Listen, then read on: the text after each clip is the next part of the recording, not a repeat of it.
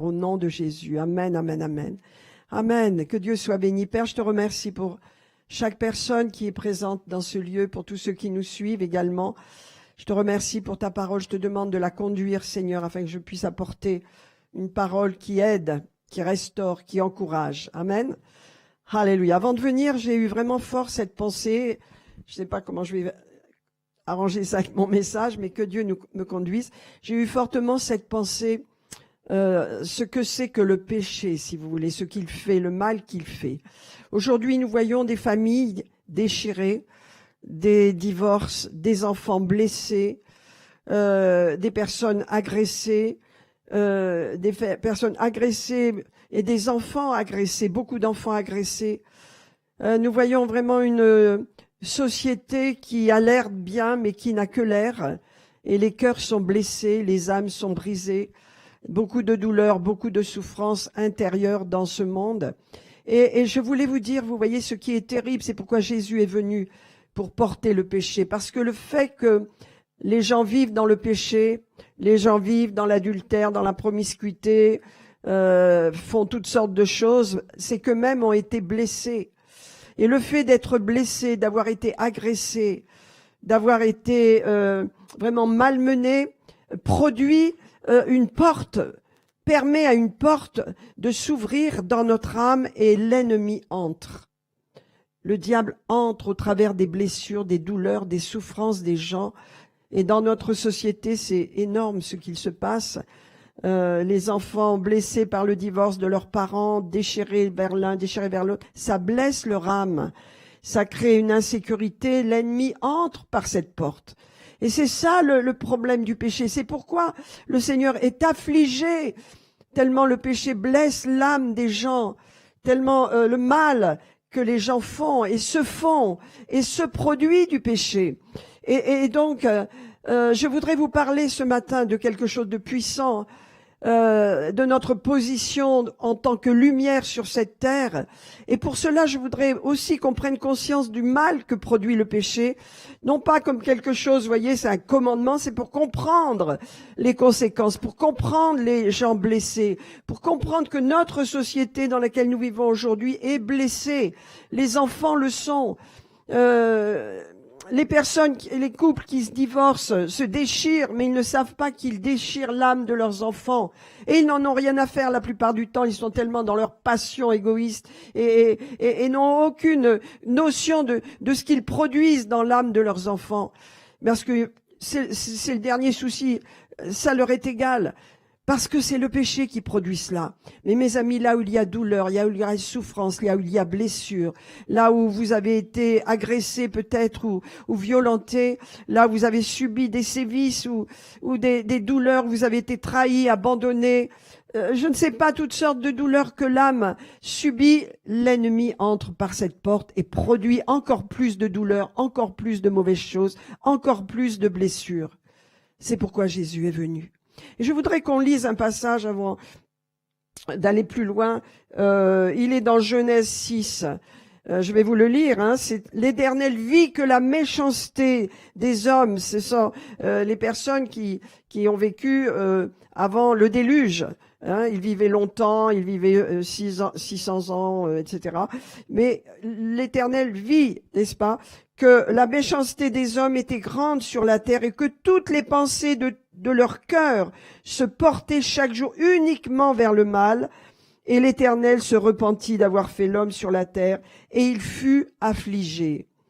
J'aimerais que vous vous rappeliez de cela, mes amis. Là où il y a des douleurs, là où les gens se conduisent mal, où il y a des situations où les gens deviennent difficiles, agressifs, souvent ils ont été blessés.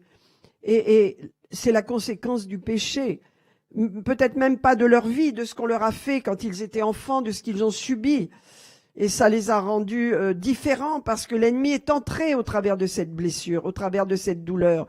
Vous savez, l'ennemi sait très bien que quand il afflige quelque chose, en utilisant des gens, en utilisant des personnes, souvent des personnes d'influence ou des personnes qui ont de l'autorité pour détruire, eh ben, il entre par ce moyen pour détruire encore plus la vie des gens. Mais gloire à Dieu, il y a la grâce. Hein. Mais dans ce moment-là que nous lisons, il n'y avait pas la grâce de Dieu. Elle va se manifester que par Noé, parce que toute la civilisation de cette étape-là, de cette époque, était constamment tournée vers le mal. Et l'Esprit de Dieu, le Père, était affligé dans son âme. Regardez, affligé dans son cœur à cause du mal qui se faisait, parce que le mal perpétue le mal, perpétue le mal. Et plus on a mal, plus on fait le mal. C'est une loi, vous voyez. Et donc, gloire à Dieu parce que Jésus est venu. Mais là, regardez, il fut affligé, il se repentit d'avoir fait l'homme. Et l'Éternel dit, j'exterminerai de la face de la terre l'homme que j'ai créé, depuis l'homme jusqu'au bétail, aux reptiles, aux oiseaux, car je me repens de les avoir faits. Mais Noé trouva grâce aux yeux de l'Éternel. Amen. Il y aura toujours la grâce. Mais vous voyez, ce que je voulais vous dire, c'est que lorsqu'il y a le péché, que le péché abonde, quand on n'est pas sous la grâce, il y a le jugement de Dieu. Il faut bien comprendre que la justice de Dieu libère un jugement. Là, cette civilisation a été jugée par Dieu. Il y a eu le déluge, mais la grâce de Dieu a été sur Noé, qui était un homme juste dans sa génération, n'est-ce pas? Et donc, il a été sauvé, lui et sa famille. Ça nous parle que le Seigneur cherche et veut libérer sa grâce. Mais ça nous dit aussi que, à cause du péché, il y a le jugement. Il y a toujours le jugement. Il y a la condamnation de Dieu. Dieu ne peut pas supporter le péché. Et il a libéré un jugement sur le péché, n'est-ce pas? Mais qu'est-ce que nous allons voir?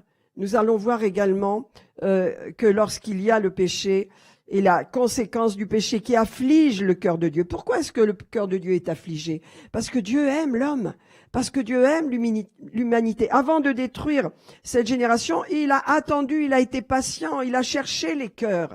Il a essayé de les ramener, il a essayé de faire entendre sa voix. Il a fait ce qu'il a voulu et la dernière des options, c'était le déluge. Voyez, et toute cette civilisation a été détruite. Donc, il faut bien comprendre que là où il y a le péché, il y a toujours un jugement. C'est pourquoi Jésus est venu le porter. Nous sommes dans le temps de la grâce. Mais je veux vous montrer cela pour que vous compreniez bien ce qu'il en est. J'aimerais qu'on lise, par exemple, dans Genèse. Si je le trouve, je vais le lire dans ma Bible. Genèse chapitre 12. Il s'agit d'Abraham. Hein? Donc, on va le lire dans notre Bible. Si vous l'avez, vous pouvez le prendre. Abraham est visité par 3 manifestations physiques de Dieu. Hein? Il y a 2 anges et il y a l'Éternel qui est physiquement visible. Donc, c'est une représentation. Sûrement, c'est Jésus qui se manifeste toujours. Il est la représentation de Dieu physiquement. Et donc, il vient voir et il lui dit que, en fin de compte, il va détruire Sodome parce que le cri de Sodome est monté jusqu'à lui et que l'iniquité de Sodome est insupportable. Et donc, qu'est-ce que va faire Abraham? C'est 18, je crois. Voilà, c'est 19, 18. Genèse 18. Abraham va être bouleversé par, il sait, parce qu'il se tient proche de Dieu, il connaît la pensée de Dieu. Dieu lui a pas dit je vais détruire Sodome, il l'a pas dit, mais je vais voir ce qui se passe. Et Abraham a compris ce qu'il allait faire. Et donc, il a dit, regardez, et Abraham a commencé à prier. Il a commencé à parler à Dieu parce qu'il connaît Dieu. Je vais vous dire, on peut prier, demander des choses à Dieu, toutes sortes de choses, mais si on ne connaît pas Dieu, si on n'a pas de connaissance, on tombe à côté. Et on fait beaucoup de prières inutiles quelquefois parce qu'on ne connaît pas le cœur de Dieu et on n'est pas dans la connaissance de Dieu. Vous savez, quand vous lisez les Épîtres, le Seigneur vous dit, connaissez Dieu, connaissez la parole. La connaissance, c'est une clé. Ça ne veut pas dire la connaissance intellectuelle, ça veut dire connaître comment fonctionne Dieu. La Bible nous est donnée pour connaître Dieu, pour le connaître. Et Abraham l'a connu. Et Abraham, qu'est-ce qu'il a fait? Il s'est mis à intercéder. Il a dit, bon, attendez, je vais trouver le passage. Hein. Et donc, il a dit quelque chose. Voilà, il a parlé à Dieu, il lui a dit, toi, Dieu, tu n'es pas du genre à détruire le juste avec l'injuste. Tu ne vas pas apporter du jugement sur le juste comme sur l'injuste. Alors s'il y a 50 justes dans cette ville, protège-les. Alors Dieu dit oui, je les protégerai. Tu connais mon cœur. Vous savez, je vous parle de connaître Dieu et de comprendre ce que nous sommes, ce qu'il a fait de nous, mais on ne peut pas comprendre ce que nous sommes si nous ne connaissons pas le cœur de Dieu. Le cœur de Dieu, je peux le connaître dans la Bible. Je ne vais pas le connaître en priant et en priant. Je vais le connaître dans la parole. La parole me renvoie qui est Dieu. Je peux analyser, comprendre au travers même de l'Ancien Testament comme du Nouveau, le cœur de Dieu. Et quand je connais le cœur de Dieu, je peux comprendre ce qu'il me demande. Je peux être en accord avec sa volonté et non pas me battre et me battre et me battre à contre-courant pour m'épuiser dans des luttes vaines parce que je ne connais pas le cœur de Dieu. Amen. Alors, voyez, il va commencer, Abraham, à intercéder parce qu'il sait que Lot est à Sodome et Gomorrhe et il sait que Dieu a arrêté de détruire Sodome. Et quand vous lisez le contexte, vous voyez que le Seigneur lui a rien dit. Il dit, je vais voir ce qui se passe, je vais descendre, je vais envoyer mes anges et je vais leur donner une mission. Et Abraham sait que le jugement de Dieu va tomber. Et qu'est-ce qu'il fait? Il commence à intercéder. Il commence à parler à Dieu. Il commence à lui dire, Dieu, je sais qui tu es. Je sais que tu ne jugeras pas le juste avec le méchant.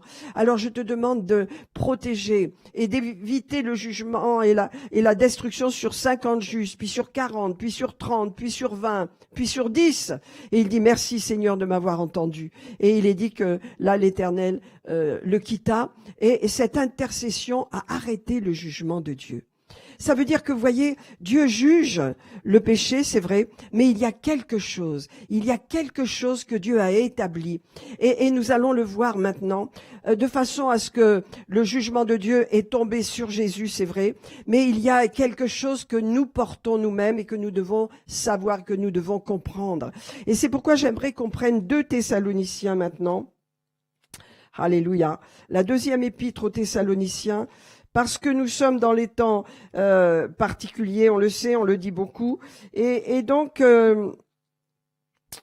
il nous est important de comprendre ce que dit l'apôtre Paul dans la 2e épître, parce qu'il dit quelque chose qui est puissant et qui va nous éclairer sur notre mission sur la terre. Pourquoi je suis là sur la terre? Pourquoi je suis enfant de Dieu? J'ai une mission. Je dois comprendre quelle est ma mission. Et j'aimerais qu'on le lise. C'est la 2e épître, chapitre 2. Il est dit, pour ce qui concerne l'avènement de notre Seigneur Jésus-Christ et notre réunion avec lui, nous nous prions, frères, de ne pas vous laisser facilement ébranler dans votre bon sens, comme si cet événement était déjà arrivé. Oui, il y a une lettre qui est apparue disant que le retour du Seigneur a déjà paru, et donc les Thessaloniciens sont complètement bouleversés. Et il dit, non, c'est impossible, que personne ne vous séduise d'aucune manière, car il faut que l'apostasie soit arrivée auparavant. Premier point, l'apostasie. Qu'est-ce que c'est l'apostasie? Ça se passe uniquement dans l'Église, l'apostasie. C'est lorsque les chrétiens se retirent de la foi, de l'engagement, n'est-ce pas, et deviennent rétrogrades et tournent le dos à leur engagement. Ça s'appelle l'apostasie et c'est catastrophique. Aujourd'hui, il y a ceci au milieu de nous, je ne sais pas, mais en tous les cas, dans le monde de l'Église, partout dans le monde, il y a cette apostasie qui va grandissant. Et donc, c'est vrai que cette épreuve le Covid a mis en lumière beaucoup de choses, mais donc il faut que l'apostasie soit arrivée premièrement. Et donc l'apostasie n'était pas là encore du temps de l'apôtre Paul, et c'est pourquoi il rassure les gens, mais elle est là aujourd'hui. Il y a de l'apostasie, les gens pensent à eux plus qu'au Seigneur, ils sont indifférents à toutes sortes de choses, l'amour se refroidit. Et beaucoup de choses entrent dans l'Église qui n'ont rien à faire parce que nous allons voir, nous sommes la lumière du monde. Alors il dit, il faut que l'apostasie soit arrivée premièrement. Et il dit deuxièmement, et qu'on ait vu paraître l'homme du péché, le fils de perdition, l'adversaire qui s'élève au-dessus de tout ce qu'on appelle Dieu et de ce qu'on adore, jusqu'à s'asseoir dans le temple de Dieu, se proclamant lui-même Dieu. Alors il y a des gens qui s'arrêtent là et qui disent, bon, il faut qu'on voit premièrement l'apostasie et deuxièmement l'antichrist qui va s'asseoir dans le temple. C'est pas du tout ce que l'apôtre Paul dit. Il dit, il faut qu'il y ait l'apostasie premièrement, et deuxièmement, il faut lire la suite. Voilà ce qu'il dit. Mais il dit, ne vous souvenez pas que je vous disais ces choses lorsque j'étais encore avec vous, mais maintenant, voilà ce qui nous intéresse maintenant.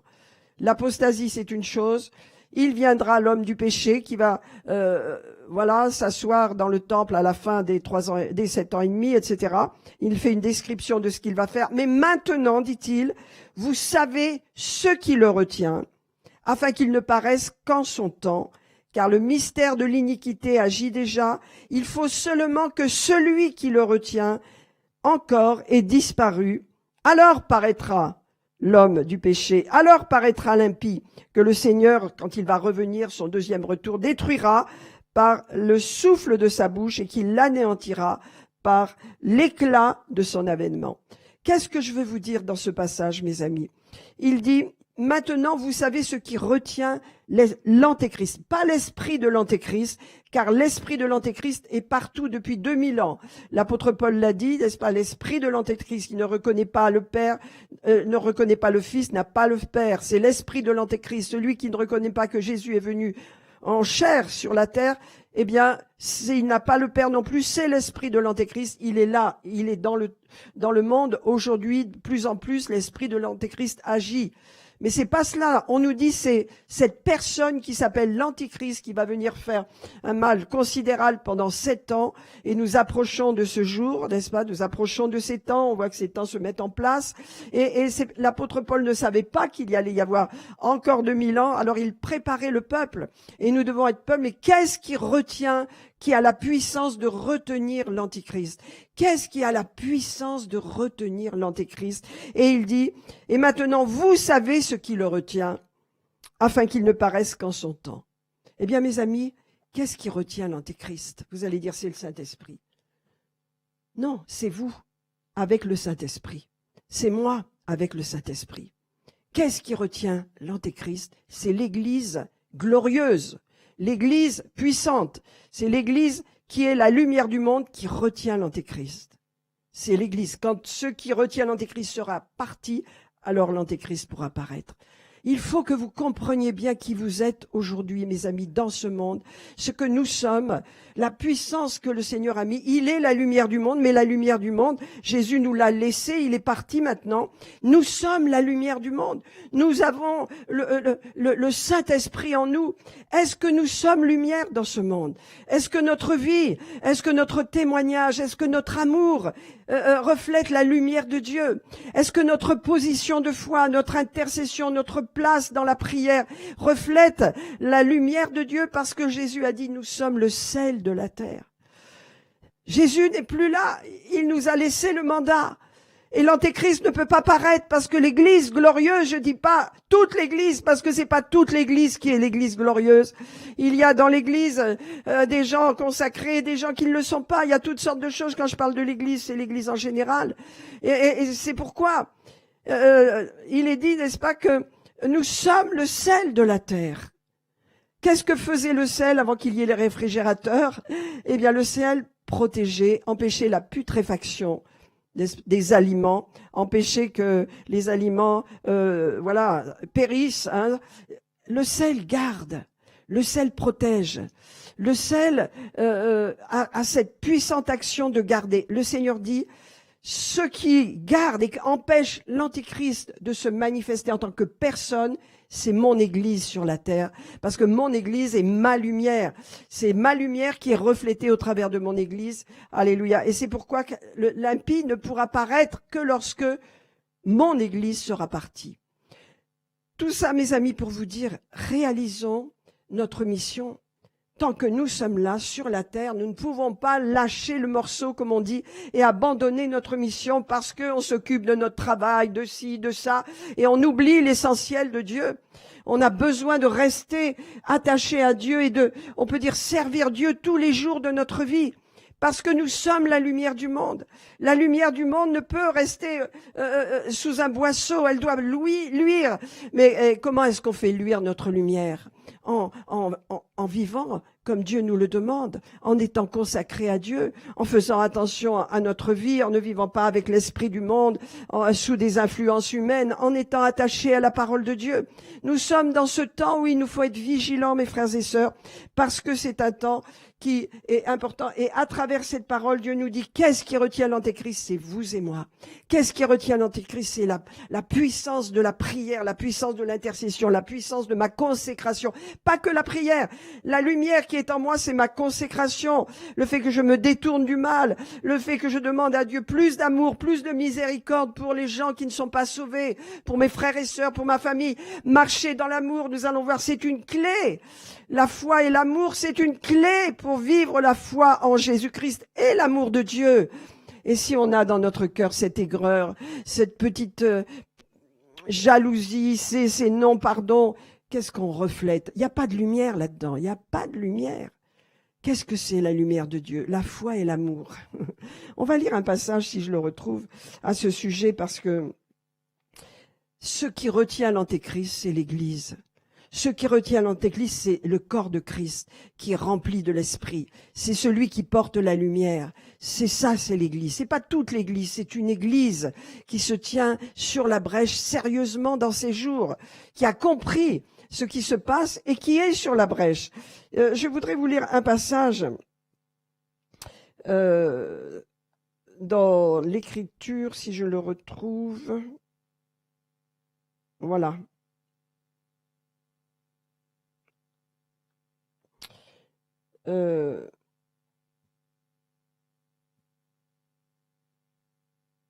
Voilà, il est dit donc dans 1 Jean chapitre 4, verset 2, il est dit « Reconnaissez à ceci l'Esprit de Dieu. Tout esprit qui confesse Jésus-Christ venu en chair est de Dieu, et tout esprit qui ne confesse pas Jésus n'est pas de Dieu, c'est celui de l'Antéchrist, dont vous avez appris la venue et qui maintenant est dans le monde. » Donc il y a une chose que l'on sait, c'est que l'ennemi, l'esprit de l'Antéchrist est dans le monde. 1 Jean 1,8, je vous donne ces versets pour comprendre que ce qui se passe dans le monde. Vous savez, le monde va être jugé. Le monde est sous le jugement. Avant d'être chrétiens, nous étions sous le jugement de Dieu. Nous en sommes sortis parce que Jésus est venu porter le jugement que Dieu avait sur le péché. Mais le monde est toujours sous le jugement. Et il est dit là que, petits enfants, c'est la dernière heure. Et comme vous avez appris qu'un antéchrist vient, il y a maintenant plusieurs antéchrists. C'est par là que nous connaissons que c'est la dernière heure. Alléluia. Donc le jugement de Dieu est toujours sur le monde pécheur. Ça veut dire le monde pécheur est dans les ténèbres, nous sommes dans la lumière. Et le Seigneur veut qu'on reflète cette lumière, parce que cette lumière, eh bien, elle chasse les ténèbres. La lumière qui est en nous a des capacités de chasser, on peut dire, les ténèbres. Alléluia. Et de libérer la puissance de Dieu, de libérer l'amour de Dieu, de libérer la guérison de Dieu, de libérer le ministère de Jésus au travers de chacun d'entre nous. Nous sommes la lumière de Dieu. Nous empêchons, du fait que nous sommes également le sel de la terre, nous empêchons la société de se détruire, de se désagréger. Nous l'empêchons au travers de nos prières, de notre consécration, de nos témoignages surtout, n'est-ce pas, de ce que nous témoignons autour de nous, de ce que nous voulons que le royaume de Dieu s'étende. Nous sommes la lumière de Dieu sur la terre. Et que cette lumière luise, mes amis, c'est ça ma pensée, que cette lumière luise, parce que la lumière de Dieu chasse les ténèbres, et la lumière de Dieu chasse le jugement de Dieu. Vous voyez, le jugement que le Seigneur, de toute façon, selon sa justice, libère sur le péché, a été porté par Jésus. C'est pourquoi c'est extraordinaire. Il y a 2000 ans, le jugement de Dieu est tombé sur Jésus. Et je vous ai lu Noé, je vous ai lu aussi combien Abraham a intercédé pour Lot, et combien le Seigneur a tenu compte de son intercession, parce qu'il a repoussé le jugement de Dieu. Il a repoussé, et il n'a pas trouvé d'injuste. Il a dû protéger, donc je parle d'Abraham, il a dû protéger Lot, mais il n'a même pas trouvé d'injuste dans Sodome et Gomorrhe. Donc Sodome et Gomorrhe ont été détruites, mais il fallait que quelque chose se fasse. Dieu est amour, et c'est pas avec joie ou par méchanceté que le Seigneur libère ce jugement. C'est parce que il est affligé de ce que la conséquence de ce péché va détruire encore plus du monde. Je pense que quand il a détruit Sodome et Gomorrhe, il a voulu arrêter l'hémorragie. Il a voulu arrêter l'hémorragie parce que le péché, ça se libère. ça se développe, c'est comme une gangrène, n'est-ce pas? Ça se développe et le Seigneur, dans sa compassion, a protégé, on peut dire, cette région. Et regardez comment il est dit que Jésus a porté cette condamnation, ce jugement sur le péché. Il est dit dans Ésaïe 53, « Mais il était blessé pour nos péchés, brisé pour nos inimitiés. Le châtiment qui nous donne la paix est tombé sur lui, et c'est par ses meurtrissures que nous sommes guéris. » Le châtiment, c'est-à-dire le jugement de Dieu, est tombé sur Jésus. Aujourd'hui, dans l'Église, il n'y a pas de jugement. Il y aura, bien sûr, nous passerons devant le tribunal de Christ pour rendre compte de nos œuvres, mais en Christ, il n'y a pas de condamnation. Le jugement est toujours sur le monde. Et ce jugement, n'est-ce pas, c'est que le péché, a été vaincu par Jésus-Christ et que le monde a besoin de savoir et de connaître qu'il y a une rédemption maintenant et qu'il peut sortir de ce jugement. Romains 8:3 nous dit « Chose impossible à la loi parce que la chair la rendait sans force. Dieu a condamné le péché dans la chair à cause de nous, bien sûr, en envoyant à cause du péché son propre Fils dans une chair semblable à celle du péché. » Alléluia. Merci Seigneur. Merci Seigneur. C'est pourquoi je voudrais que nous réalisions d'où nous venons, combien la reconnaissance éternelle peut monter jusqu'au Seigneur pour le remercier. Parce qu'il y a une conséquence au péché, il y a un jugement au péché, mais Jésus l'a porté. Jésus l'a porté. Le Seigneur a dit, on va régler ce problème de la douleur, de la souffrance des hommes qui sont de plus en plus blessés, qui sont de plus en plus souffrants, désorientés, malades, détruits dans leur âme. Ça, c'est les conséquences du péché. On va faire quelque chose pour les sortir de là. À Dieu soit la gloire, mes amis.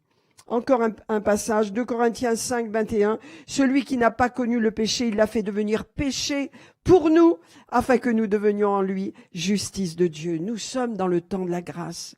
Mais vous savez, nous avons à avoir une compréhension du péché, non pas comme un commandement, mais une compréhension de la destruction que le péché fait dans la vie des gens, dans la vie des enfants, dans les générations à venir. C'est pourquoi Jésus est venu pour arrêter cela. Et quand vous croyez en Jésus, la malédiction est brisée, la puissance du péché est brisée.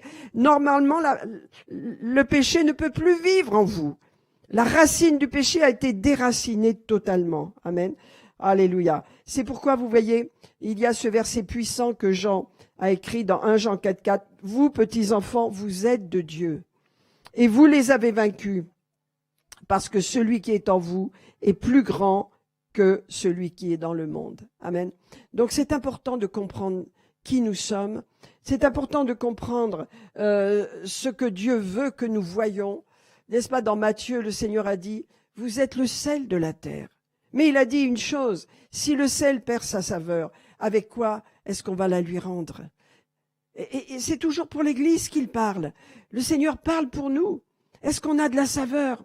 Est-ce qu'on est engagé? Est-ce qu'on comprend que notre vie doit être sérieusement établie sur le Seigneur, dans une communion avec lui, parce que Dieu veut nous parler? Quand le péché habite dans notre vie, on n'entend plus la parole de Dieu. On n'entend plus le Seigneur nous parler. Quand notre âme et notre chair est engagée dans la vie avec toutes sortes de jalousie, de compétition, le Seigneur ne nous parle plus, on l'entend plus. On n'a plus d'oreille spirituelle. Le Seigneur veut qu'on marche dans sa parole, veut qu'on marche dans l'esprit, dans la simplicité. Et c'est ainsi qu'on va porter beaucoup de fruits, parce qu'on est la lumière du monde, on est le sel de la terre. C'est pourquoi on a lu ce passage qui nous dit, vous les avez vaincus, tous ces démons sont vaincus, parce que celui qui est en vous est plus grand que celui qui est dans le monde. Alors, où est celui qui retient l'antéchrist? En vous. C'est vous qui retenez l'antéchrist, c'est vous qui empêchez l'antéchrist de venir si votre vie est active devant Dieu, et précieuse et active, et si vous êtes, comment dire, le sel de la terre. Si vous comprenez ce que c'est que le sel, Dieu nous a salés de son esprit, de sa parole, nous a engagés dans notre vie. Il y a un engagement, un feu dans notre cœur. Et j'aimerais qu'on prenne, pour continuer, nous allons voir Acte 6, pour que vous compreniez bien que sur cette terre, eh bien, nous sommes le sel de la terre et nous sommes la lumière du monde. Et l'action que nous pouvons mener même localement a beaucoup plus d'importance que ce que nous croyons, a beaucoup plus d'effet que ce que nous croyons. Regardez ce qui se passe dans... je vais vous donner la référence. Voilà, dans Acte 12, pardon. Voilà, il se passe quelque chose d'important. Vous savez, l'Église a vieilli, elle a pris de l'âge, elle a plus de 10 ans à Jérusalem, il y a eu un grand réveil, il y a des persécutions. Après la persécution d'Étienne, les gens sont partis prêcher l'Évangile partout, à Chypre, à Antioche, ils ont prêché partout, des églises sont nées, pas en un jour, ça s'est fait petit à petit. Et là, nous retrouvons une situation dans Acte 12. Et de nouveau, il y a une persécution. De nouveau, il y a des problèmes. Regardez, vers le même temps, le roi Hérode se mit à maltraiter quelques membres de l'Église et il fit mourir par l'épée Jacques, le frère de Jean. Donc c'est quand même quelque chose. Ça veut dire d'autres ont été tués, mais surtout lui, le frère de Jean, qui était parmi les apôtres, vient d'être tué par l'épée. Donc c'est un événement terrible. Et l'Église se met dans la prière. L'Église se met dans une position de refuser cette situation et de s'opposer. Et qu'est-ce qui se passe? Voyant que cela était agréable au monde religieux de l'époque, il fit aussi, Hérode, arrêter Pierre. Et c'était pendant les jours des pains sans levain. Alors la fête des pains sans levain dure 7 jours. Alors donc on peut comprendre que Pierre a été arrêté peut-être le premier jour, le deuxième jour, et puis il a été mis en prison et il ne pouvait être jugé qu'à la fin des 7 jours. Donc il est resté longtemps en prison, plusieurs jours en prison. Et ça nous parle de la position de l'Église devant un danger, devant une situation. N'oubliez pas, l'Église est la lumière de Dieu, le sel de la terre. Et l'Église a la puissance d'arrêter les œuvres de l'ennemi, de les repousser. L'Église ne peut pas être passive. Chaque fois que l'ennemi a voulu enlever le chandelier de l'Église qui brille dans ce monde, l'Église est devenue faible, elle est devenue religieuse, elle a perdu toute sa puissance. Mais lorsque le chandelier est rétabli, lorsque le Saint-Esprit brille au milieu de l'Église, dans nos vies, en nous, qu'est-ce qui se passe? Les œuvres des ténèbres sont manifestées et elles sont mises dans la lumière et elles sont repoussées. Et là, je vous parle de votre vie personnelle également, c'est la même chose. Lorsque le Saint-Esprit brille en vous, vous allez voir des conflits, vous allez voir des problèmes, c'est sûr. Parce que le Seigneur a dit que tous ceux qui veulent vivre pieusement seront persécutés. Mais vous allez avoir la puissance d'arrêter les choses. Vous allez avoir la puissance de réagir. Regardez ce qui se passe. Ils ont saisi Pierre, ils l'ont jeté en prison. Et 4 soldats, ils l'ont mis sous la garde de 4 escouades de soldats. Et donc avec l'intention de le faire comparaître devant le peuple après la Pâque. Alors, Pierre était donc gardé dans la prison et l'Église, amen, ne cessait d'adresser pour lui des prières à Dieu. L'Église ne cessait d'adresser pour lui des prières à Dieu. Alors, l'Église n'a pas prié un jour, n'a pas prié 1 heure. L'Église a prié et prié et prié, jour et nuit. Elle s'est, on peut dire, voilà, merci, relié. Les gens sont revenus, sont partis, sont revenus, mais constamment, il y a eu des prières. Et ça, c'est important parce que c'est la clé. Nous sommes la lumière du monde, mais le Seigneur a dit veillez et priez. Car vous ne savez pas quand ce jour viendra. Vous devez être vigilants afin que l'esprit de ce monde ne vous vole pas. L'esprit de l'Antéchrist qui est partout ne vole pas votre consécration. Et il est dit que l'Église ne cessait de prier Dieu, d'adresser des prières pour Pierre, parce qu'elle avait été blessée. Elle souffrait que Jacques ait été tué, que d'autres chrétiens aient été tués. C'était une douleur. Alors elle priait, l'Église. Elle ne cessait pas de prier. Et qu'est-ce qui se passe? La nuit qui précéda le jugement de Pierre, ça veut dire c'était la fin des 7 jours. C'était la fin des jours de pain sans levain. C'était juste le dernier jour. Et donc cette fin des pains sans levain, eh ben il est dit que Pierre dormait tranquillement entre 2 soldats. Et des sentinelles étaient devant la porte. Ça veut dire que Pierre, vous voyez, il avait grandi, il avait changé. Il avait une telle confiance en Dieu. Il avait une telle paix. Est-ce qu'on peut réaliser à quel point le Seigneur avait donné sa vie, à quel point Pierre avait donné sa vie au Seigneur? Dormir entre 2 soldats pendant que le lendemain vous allez être jugé alors que votre meilleur ami vient d'être tué par l'épée, c'est étonnant. alors que vous venez de passer peut-être 5, 6 jours en prison. Et vous dormez tranquillement, et vous savez que le lendemain, vous allez être jugé. Mais vous voyez, l'apôtre Pierre avait une communion avec Dieu et une paix dans son cœur. Il n'avait pas d'angoisse, il n'avait pas d'inquiétude parce que il était en communion avec Dieu et parce qu'il y avait la prière dans la maison. Il y avait une prière puissante, continuelle. Je vous dis, nous sommes dans des jours difficiles, des jours particuliers. Il y a des problèmes économiques, il y a des problèmes de travail, de chômage, il y a des problèmes de pénurie de matériel, il y a toutes sortes de problèmes, il y a des élections qui arrivent, il y a des situations. C'est le monde. Mais Dieu nous dit, tu dois prier, mon frère, ma sœur. Il y a des lois qui se présentent, qui ne sont pas des lois de Dieu, qui sont anti-Dieu. Nous avons besoin de prier parce que tant que nous sommes sur la terre, nous sommes le sel de la terre. Et je veux vous encourager ce matin pour réaliser la force de la prière de cette communauté. C'est pas toute l'église de Jérusalem qui s'est réunie dans cette maison. Ce sont des gens en particulier qui se sont rassemblés et puis qui sont partis et d'autres sont venus. Mais il est dit qu'il y a eu une prière intense, continuelle. Alors qu'est-ce qui se passe? Un ange a été envoyé par le Seigneur. Dieu peut envoyer des anges lorsque nous avons besoin, lorsqu'il y a des problèmes. Mais vous savez, souvent il faut savoir lâcher prise. Pierre était totalement détendu. Pierre était dans les mains de Dieu, confiant, et l'Église priait.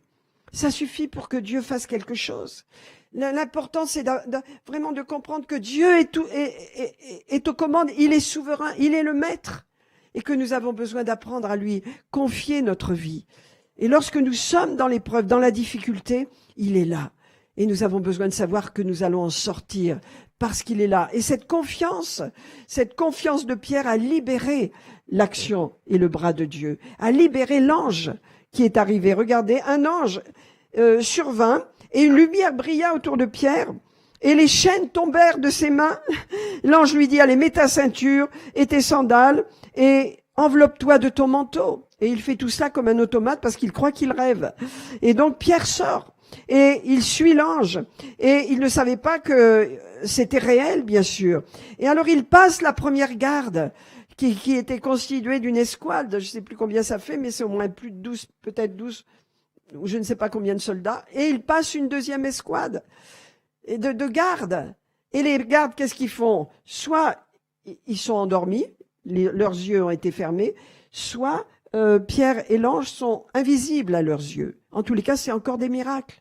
Ils passent là, l'église prie. Et qu'est-ce qui se passe? Ils arrivent devant la porte de la prison, elle s'ouvre d'elle-même et il sort, Pierre, et l'ange le quitte. Pourquoi? Parce qu'il a fait sa mission est faite. Alors qu'est-ce qu'il fait Pierre? Vous lirez le texte. Il réfléchit, il se trouve dans la rue, c'est la nuit, il n'y a personne. Il se dit là, mais je vois que Dieu m'a envoyé un ange. Il est heureux, bien sûr. Il dit, bon, où est-ce que je vais aller? Qu'est-ce que je fais là maintenant? Et il sait qu'il y a une maison de prière. Il sait qu'il y a une maison qui partage sa foi. Il sait qu'il y a une personne là. Elle s'appelle Marie, c'est la mère de Marc, de Jean-Marc. Et cette femme, elle sait qu'elle peut conduire son équipe là qui est là dans sa maison de façon à ce qu'il y ait vraiment une action de prière. Regardez la suite. Après avoir réfléchi au verset 12, il se dirigea vers la maison de Marthe, qui est la mère de Jean, surnommée Marc. La maison, de Marie, mère de Jean, surnommée Marc, et beaucoup de personnes étaient réunies et priaient.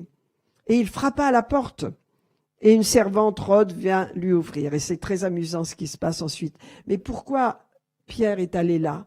Parce qu'il sait. Il n'est pas allé ailleurs, il y avait d'autres maisons de prière, il y avait d'autres lieux, mais il sait qu'il y a quelqu'un là qui connaît l'Esprit de Dieu, qui connaît sa position, qui connaît quelle est la lumière de Dieu et qui ne recule pas devant les situations de façon à dire tiens maintenant je vais prendre mon petit déjeuner, je vais prendre mon bien-être. Non, mais qui paye le prix parce qu'il y a un danger. Cette femme, elle est là, elle est sur la brèche et elle est prête. Vous voyez, elle est prête et ça nous parle à nous parce que nous sommes dans ces situations. Et nous sommes dans des situations difficiles autour de nous. Il y a des gens qui ont des besoins, il y a des gens qui souffrent, il y a des gens qui crient au secours dans les ténèbres. Et le Seigneur doit ouvrir nos yeux maintenant Il doit ouvrir notre cœur pour que nous soyons pleins de compassion et d'amour, parce que c'est le moment. Mais rien ne peut se faire sans la prière. Rien ne peut se faire sans ce soutien. Et donc il réfléchit, vous voyez, et il se dirige vers la maison de Marie. Et là, il frappe à la porte, à la porte. Tout le monde est en train de prier. Et je vais vous dire, ils prient tous dans l'esprit. Ils prient tous en langue, parce que vous n'allez pas prier en français pendant des heures et des heures et des heures, quand vous avez dit tout ce que vous avez à dire, mais ils étaient tous en train de prier en langue et de prier fort, parce que ils n'entendaient même pas Pierre tambouriner à la porte. Mais la petite servante, elle est une servante, c'est une chrétienne. Elle est un peu dans la prière, mais elle est à faire des choses. Peut-être elle sert de l'eau, elle sert à boire, elle est attentive aux détails domestiques. Elle s'approche de la porte et elle entend, ce qui se passe. Vous comprenez? Et donc elle comprend que c'est Pierre qui est là. Donc elle court, elle sait que ça y est, il y a eu l'exaucement. Elle court et elle leur dit, ça y est, Pierre est là, mais tu es folle. Et souvent, vous voyez, on est comme ça. Dieu a répondu à nos prières, mais on ne peut pas le voir. Pourquoi? Parce qu'on prie sans avoir communion avec le Saint-Esprit. Nous sommes la lumière du monde. Cette lumière, c'est le Saint-Esprit en nous. Et ce Saint-Esprit, il repousse les ténèbres, il empêche l'Antéchrist de venir. Il retient l'Antéchrist. Quand nous serons partis, eh bien l'Antéchrist va se manifester en pleine puissance. Mais tant que nous sommes là, il peut pas se manifester. Mais l'esprit de l'Antéchrist est déjà là. Et comme on nous dit, n'est-ce pas, le mystère de l'iniquité agit déjà. Nous avons la puissance de le repousser. Il y avait là une situation. Eh bien, Marie et une équipe consacrée ont prié, permis à l'ange d'être libéré. Il y a des situations autour de nous. Une personne tombe malade, il y a un cancer par-ci, une situation par-là. Qu'est-ce qu'on fait? On se tient dans la prière. Mais combien se tiennent dans la prière? Sérieusement. Que Dieu nous aide à être une équipe de plus en plus nombreuse. Et il y a des âmes autour de nous, il y a des gens autour de nous, il y a des personnes que Dieu veut toucher au travers de nous, dans notre voisinage, dans notre famille. Vous ne pouvez pas le faire sans une prière suffisamment puissante pour le salut des gens. Marie non seulement était engagée dans la prière, mais c'était une femme évangéliste, c'était une femme qui évangélisait, c'était une femme qui avait ouvert sa maison, c'était une femme qui se tenait, parce qu'à l'époque, c'était naturel d'évangéliser. Il n'y avait pas de barrière, les gens étaient dehors, les gens pouvaient aller dehors, parler à leurs voisins, les amener dans les groupes de maisons. Il y avait cette vie-là. Mais aujourd'hui, il faut la retrouver parce qu'on a besoin maintenant de parler à nos voisins, de parler. Et avant cela, mes amis, le soutien doit se faire par la prière. Regardez ce qu'il est dit. Il lui dit, tu es folle. Et d'autres personnes vont dire, mais non, mais c'est son ange. Et Pierre continuait de tambouriner à la porte. Alors ils vont lui ouvrir et il le voit. Et donc il les fait taire et il lui dit, écoutez, voilà ce qui s'est passé. Merci pour vos prières, mais Dieu m'a envoyé un ange et je suis sortie de prison juste avant mon procès. Donc voilà, alors allez le dire aux frères et il va disparaître, bien sûr, pour se cacher. Donc nous voyons bien qu'il y a des situations dans lesquelles nous sommes et qui peut-être, je ne sais pas, mais qui peuvent être difficiles, comme le Covid, comme l'épidémie, comme tout cela, comme la contagion. Nous ne devons pas baisser notre garde. Nous sommes la lumière du monde, nous sommes le sel de la terre. Nous avons besoin de témoigner. Le sel va protéger les gens, va les empêcher de rester sous le jugement du péché pour venir à Dieu. Et nous ne pouvons plus garder notre bouche fermée maintenant. Nous allons arriver à un moment où il faut vraiment ouvrir notre bouche et parler autour de nous. Parce que quand l'Église est muselée comme ça avec nos masques, eh bien l'ennemi se réjouit parce que c'est lui qui a la victoire. Mais quand nous parlons, quand le sel qui est en nous est libéré et que nous pouvons prier pour les gens, leur parler, leur témoigner de notre foi et les conduire à Jésus-Christ, alors, alléluia, le sel a gardé sa saveur. Parce que le sel, c'est cela, c'est le fait de témoigner à Jésus, de témoigner, alléluia, pour que Jésus puisse toucher les gens et les sauver. Je vais vous dire, mes amis, ce qui retient l'Antéchrist aujourd'hui, c'est uniquement l'Église remplie de l'Esprit, l'Église qui aime son Sauveur et qui marche avec Dieu et qui a la lumière, le chandelier d'or est en elle, l'Esprit de Dieu, l'onction de Dieu est en elle. Amen. Et donc, regardez ce qu'il est dit. Voilà, c'est ce verset que je cherche dans 2 Timothée 2, verset 13. l'apôtre Paul met en garde Timothée et lui dit « Retiens dans la foi et dans l'amour qui est en Jésus-Christ le modèle des saines paroles que tu as reçues de moi. Garde le bon dépôt par le Saint-Esprit qui habite en nous. » Et il y a une autre traduction qui est encore meilleure qui dit « Prends pour modèle les saines paroles. » Ça veut dire, vous voyez, dans ce monde aujourd'hui, il n'y a que la parole de Dieu qui est la vérité. Jésus est la vérité, il nous donne sa parole. Tu veux connaître la vérité? Eh bien, reste attaché à la parole de Dieu. La parole de Dieu ne te met pas sous un jugement, sous une condamnation, sous des commandements. La parole de Dieu te met en contact avec l'amour de Dieu. La parole de Dieu te motive, t'encourage, et la parole de Dieu te fait connaître Dieu. Et si tu connais Dieu, à ce moment-là, tu vas agir dans ta vie dans une plus grande liberté. Parce que c'est la clé, connaître Dieu. Et il est dit, regardez là, prends pour modèle les saines paroles que tu as reçues de moi, dit l'apôtre Paul, dans la foi et l'amour qui est en Jésus-Christ. Et voyez, je prends ce verset simplement pour vous dire, en Jésus-Christ, en Christ, nous avons la foi et nous avons l'amour suffisant pour agir dans ce monde comme la lumière du monde. Il y a l'amour et la joie dans nos cœurs, mais il y a la foi également dans nos cœurs. Et il nous est dit, n'est-ce pas, que les modèles des saines paroles que l'apôtre Paul a libérées, vous les avez dans les épîtres, vous les avez partout, eh bien c'est ce à quoi nous devons nous attacher, parce que la parole de Dieu, elle nous permet de connaître Dieu. Et si je ne connais pas Dieu, eh bien je ne peux pas savoir ce qu'il veut que je fasse, ce qu'il veut que je sois. Dieu veut que vous sachiez qui vous êtes, que vous êtes cette lumière qui empêchait même l'antéchrist de se manifester. Et vous dites, on est à Vichy. Oui, ben, dans le monde entier. Quand vous multipliez toutes les assemblées, toutes les consécrations de croyants qu'il y a dans le monde, ça fait beaucoup de lumière, je vous dis. L'antéchrist ne peut faire sa volonté. Il est retenu. Il est retenu. Et mon message est simple ce matin.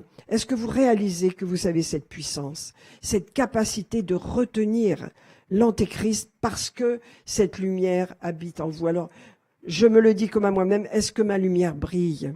Est-ce que ma lumière brille suffisamment aujourd'hui? Est-ce que l'impact des soucis de ce monde va atténuer cette lumière? Le Seigneur veut que cette lumière brille. Amen. Et pour cela, il nous appelle, bien sûr, à la consécration. Il nous appelle à fuir le péché. Il nous appelle à haïr ce que Dieu est, c'est-à-dire le péché, et à vivre dans la justice et la paix qui est en Jésus-Christ. Alors, où est-ce que je vais trouver l'amour et la foi? En Jésus-Christ.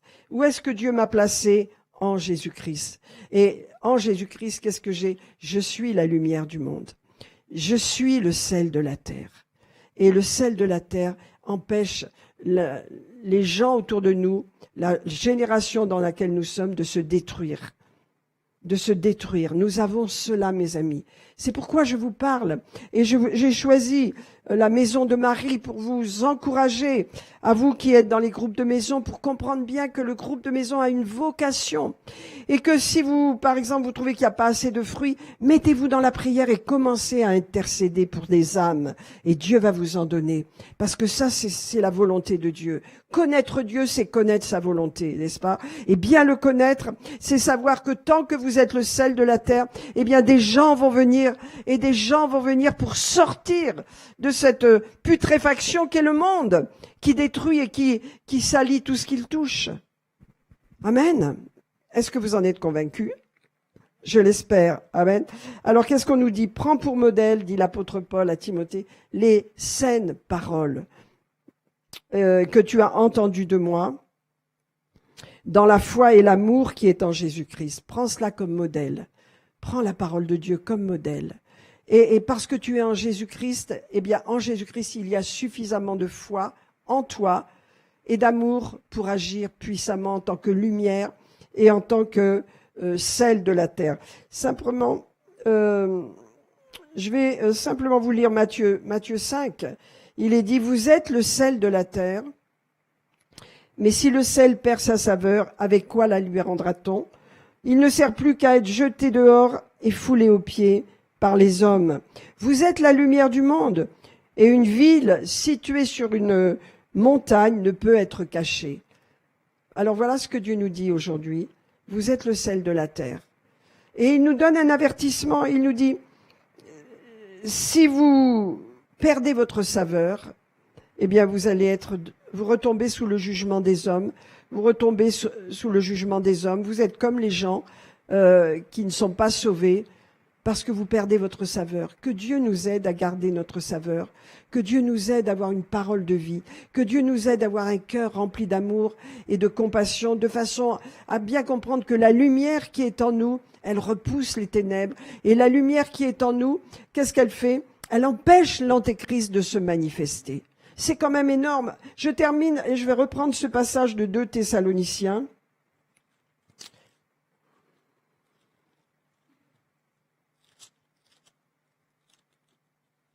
Alors,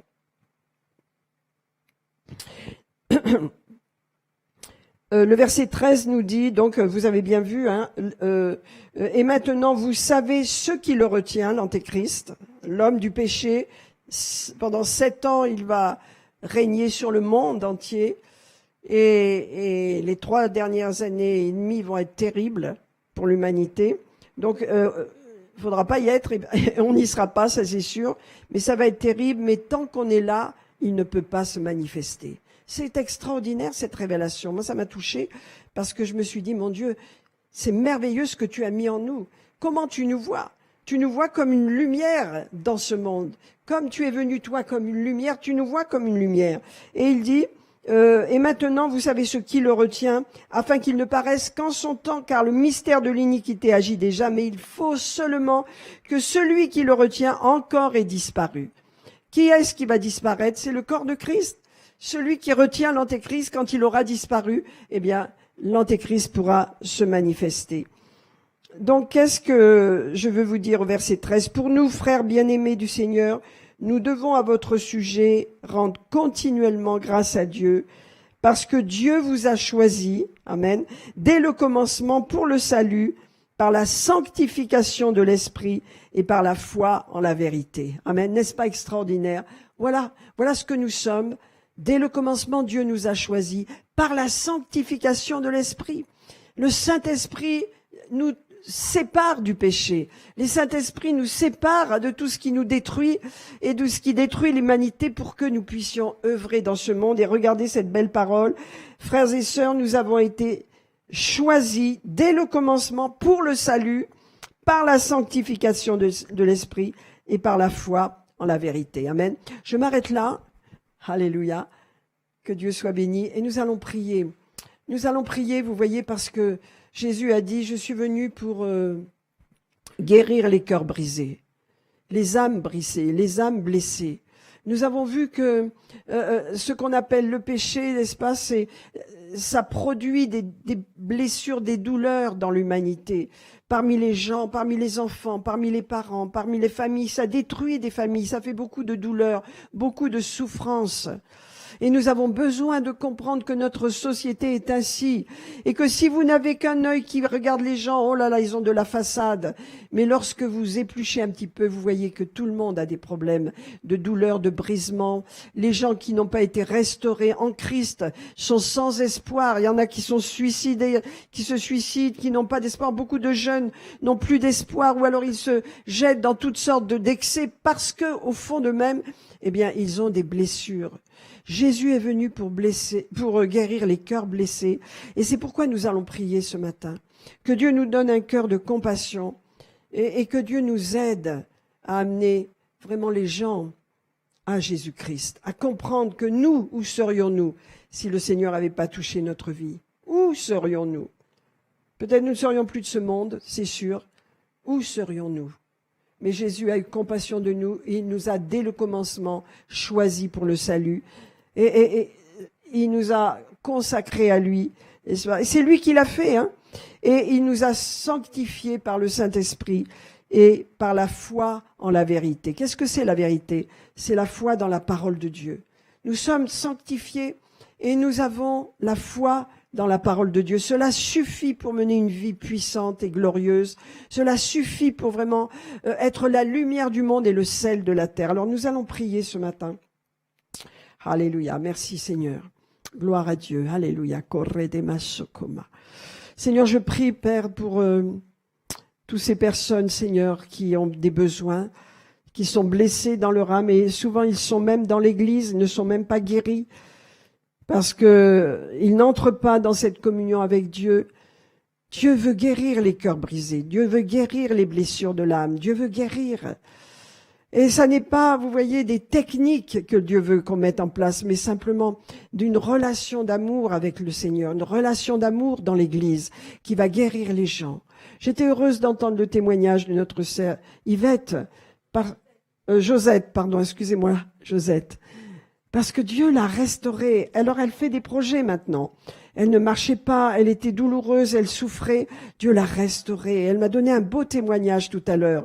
Et j'ai dit, c'est là, dans l'Église, par l'Église, au travers de la communion fraternelle, avec la parole et la prière, qu'elle a été restaurée et qu'elle a reçu sa guérison et qu'elle a des projets maintenant. Et je prie pour elle que Dieu continue de la garder, de la relever. Amen. C'est ce que Dieu fait au milieu de nous, mes amis. C'est pourquoi restons fidèles et restons persévérants. La parole nous aide chaque jour et l'onction de Dieu nous restaure et nous avons besoin d'être au bénéfice de tout cela. Alors prions ensemble. Alléluia. Seigneur, nous te bénissons ce matin pour cette parole. Nous comprenons que nous sommes, Seigneur, le sel de la terre et la lumière du monde. Que notre lumière brille, Seigneur, devant les gens. Que nous ayons la bonne attitude, Seigneur. Tu nous as dit dans l'évangile de Matthieu comment nous comporter devant les gens. Tu nous as dit combien nous avons besoin d'être selon ta parole, Seigneur, dans nos comportements, dans nos attitudes, pour refléter la lumière de Dieu. Aide-nous, Seigneur, à la refléter. Aide-nous, Seigneur. Nous nous attendons à toi ce matin. Et je veux libérer ta présence, Seigneur. Alléluia. Qui restaure les âmes blessées.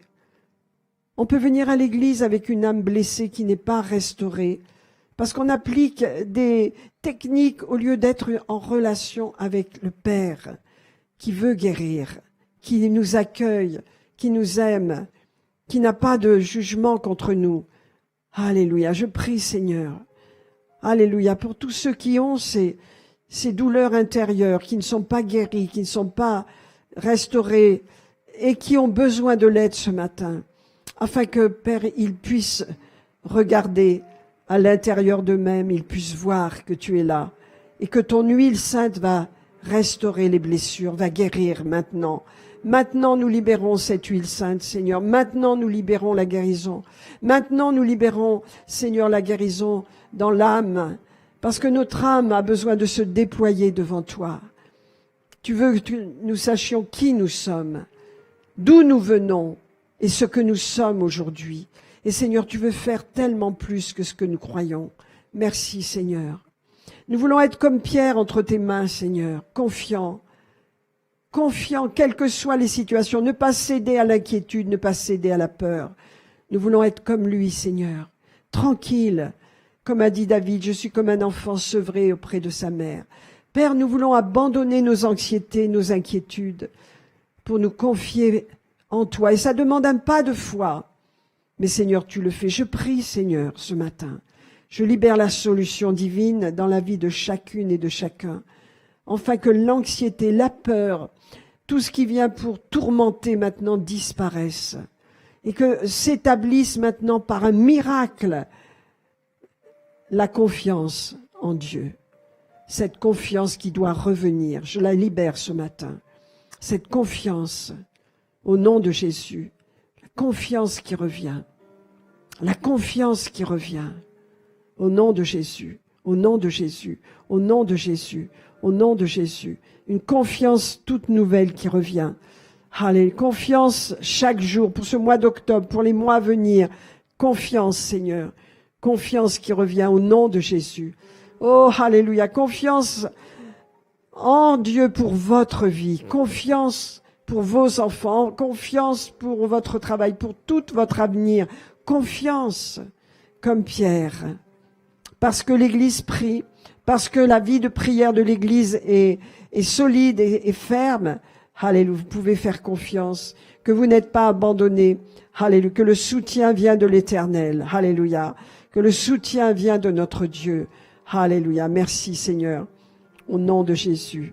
Recevez mes amis, recevez, alléluia, que le Seigneur puisse avoir accès à votre âme, Alléluia. Et guérir, s'il y a besoin encore, les blessures, les souffrances, les abandons, les trahisons, tout ce qui vous a blessé, tout ce qui vous a fait mal ce matin, les déceptions. Au nom de Jésus, l'onction de Dieu, l'huile fraîche de Dieu restaure et guérit.